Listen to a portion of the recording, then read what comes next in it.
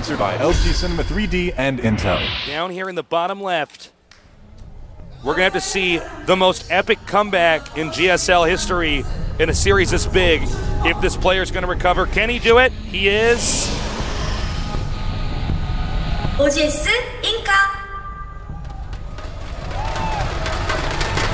InCa, teammate of MC.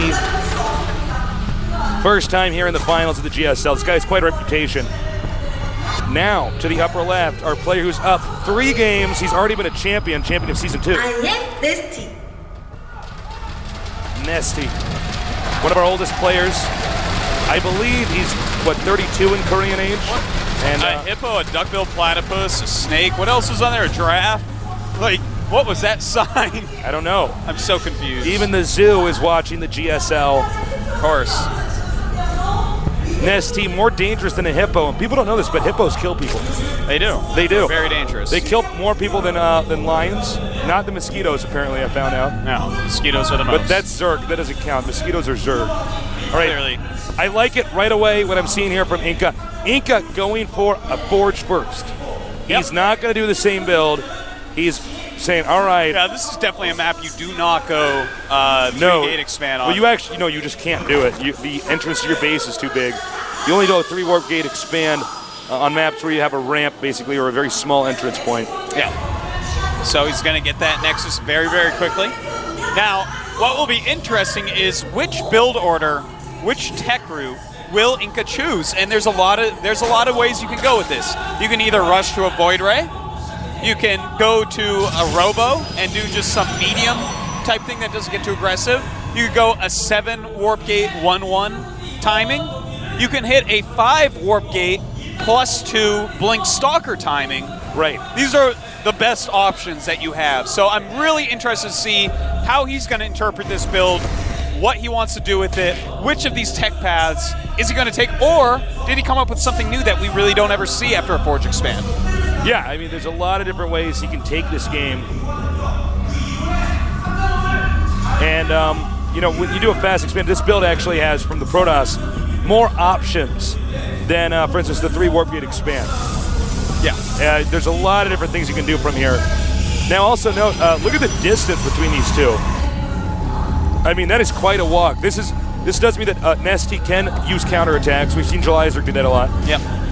Now, one thing you have to keep in mind, if this game goes late, mutas become unbelievable here, and that's very, very popular on the Korean server. A lot of Zergs love to go muta against Protoss on a map like this, and look at that, he shows a lot of Zerglings right there. That was a decent amount of Zerglings he just showed against someone that he already saw walled in and is not going to be aggressive for a little bit. So, well, look, that's kind of interesting. Here's one issue, is NesTea has the luxury of doing all sorts of strats. He could go for a Baneling bust, for instance. There's a lot of different things he could do. He doesn't have to play conservatively. He doesn't have to play orthodox, textbook. He can take a risk. He has the room to take risks. I can't imagine how confident NesTea's feeling. We didn't see him backstage. He was laughing with his coach. Oh, he's in a good mood, man. Yeah. And a Twilight Council going up. I do not think it's for DT. I do think it's going to be the Blink Stalker Rush. You get 5 to 6 gates. You get that +2 attack. You get Blink Stalkers. And you go in pressure basically non-stop. Right. And here comes the Overlord over here. He's going to peek. He's just out of range of the minerals. One thing you can do, it's not important in this situation, but a little tip for you guys at home. If you want, you can actually just peek and check how many minerals have been mined.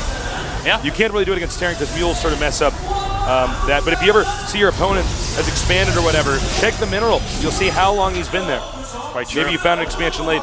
In this case, though, NesTea knows exactly what's going on.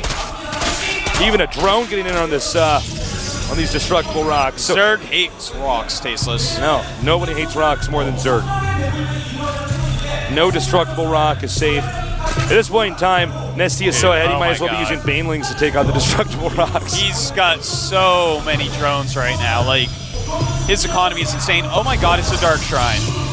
Oh, really? I'm weirded out. Like, this, I've been thinking about this build a little bit. I haven't been able to pull it off quite yet. Very, very interesting that he's chosen this. Evolution Chamber as well as a layer on the way.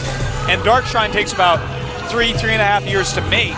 So he may do something like make 3 DTs and just target the third hatchery and try to take it out. Right. Try to get it before the Overseer can be done. I'm surprised though he's going with DT as opposed to the Blink Stalker build, which is pretty although strong. it's the same unit combination we've seen there, Dark Templars, the fact that he's doing it after a fast expand build sort of changes everything because Zerg is going to be much more inclined to take the map. But take a look here. Spore Crawler. He is getting Blink as well, so it looks like it may just be DT and Blink Stalker. Well, when you get Stalkers, you can actually blink underneath an Overseer, shoot the Overseer down, and then the Dark Templars basically take care of the rest. One of my favorite tactics for sure. Yeah, I love it. It's such a sexy way to play the game. Spore Crawler already up at the natural of NesTea. Oh, by the way, I'm sure a lot of you guys are having viewing parties. Somebody got in touch with me, one of the fine gentlemen that came down to our studio a little while ago from New Zealand. I believe they're having a viewing party down there, so cheers to all you guys. Yeah, cheers to everyone. I'm sure that there's people over at Diggity's little party at Joe's Pizza, and And here's the thing, guys. If you're watching right now and you're having a beer, you got to finish it right now. Those are the rules. All right, go get another one. It's party time here at the GSL. Here come the DTs. Now he's gonna want to pull them back quickly. He can slip by if he wants to. Nope. I think InCa wants to be very conservative with his Dark Templars. He does not want to lose any. Yeah, absolutely not. You know what he's going to do? He's going to cut probes. He's actually probably going to stop making probes in a little bit here. Get a ton of units, maybe do a timing attack. If he doesn't, he's going to take a third base over here in the lower right. So it looks like it is going to be the Stalker play. He is getting his +2 already. He has the DTs out. Those are going to stall out any extra bases. And a Spire on the way for NesTea, as well as Burrow, Roach Speed, and the +1 for Zerglings. Yeah, well, here's another thing. You always want to get +1 attack if you're going to do a strategy like this, because the goal is never to tank damage like you wanted to do with the Zealots and Protoss versus Terran. You want to deal damage and avoid taking damage at all costs via micro. NesTea a little bit miscontrol there with the drones, but he's back on track. A lot of roaches coming out. Yeah, he may just want to make sure that InCa can't expand at the same rate as him. Force a cancel or something. Yeah. He may be able to get there and actually do a little bit of damage.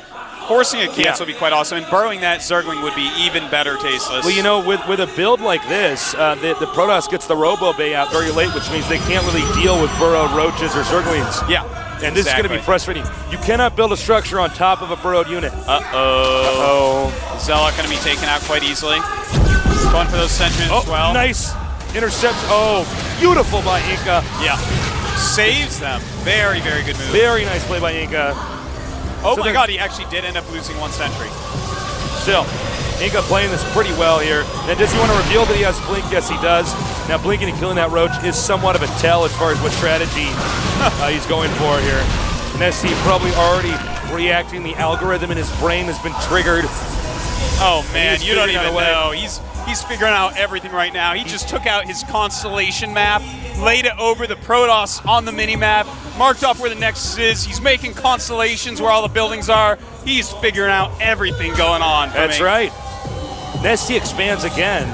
Now, that's not necessarily risky, but that does indicate that NesTea is more than confident that since he has 1 Zergling, and a lot of this game will come down to that 1 Zergling pro to the expansion.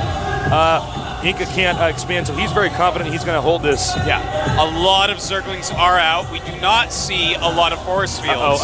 He may force this hatch to be denied. In fact, he will. Does he cancel in time? Yeah. He does. Now, here's the thing. Without any force fields, he can micro to a certain degree, Tasteless, but this is going to be painful for InCa. All right, InCa, nice control there. This is too many Zerglings. Yeah, the Zerglings are messing everything up here. Oh, this is pretty bad. And, he's got to stay away from any creep. Here comes the Dark Templar, but there's not enough Dark Templars. There's only one. InCa being pulled apart. Now, Tasteless, when you go for those quick DTs with this, it uses up so much gas, you can't get a lot of sentries with it. So, without sentries, Zergling's very good against this, and a lot of Mutas on the way. Coming soon. And just as he's going Mutas, InCa is teching into Colossus. It's 107 supply to, 163? Something like that, yeah. Man. Wow. I think the build InCa's doing, it's good, but I don't think it's good in long distances. I think a map like Xel'Naga Caverns, it's a great build to try to execute. Something where it's, of average distance. InCa NesTea has had the answer at every turn. You can't just go pure Stalker. NesTea just has too many links, too many roaches. He is safe as can be. And when these mutas come out against InCa, who's going Colossus now, this is just going to make a bad situation He doesn't even have worse. cannons here to defend. No, he's going to NesTea's one step ahead, and uh-oh. A lot of probes going down right here.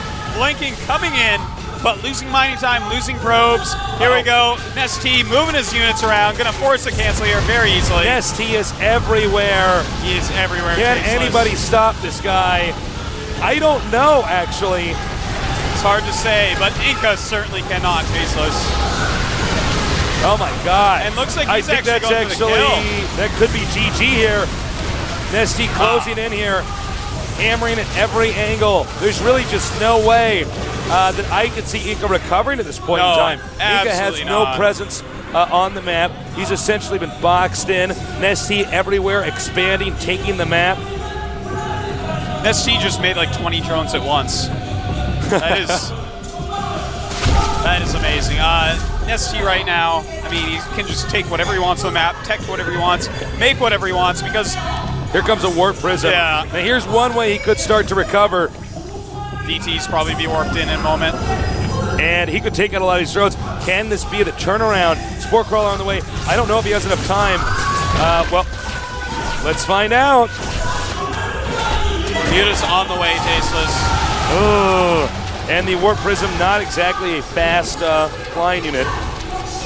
NesTea only chasing down with one Muta so he can go be active with the rest. By the way, he's taking the rest of the map almost. Top right, 2 hatcheries going down. Kerrigan at home right now with her pom-poms, Oh has the hots for this Zerg.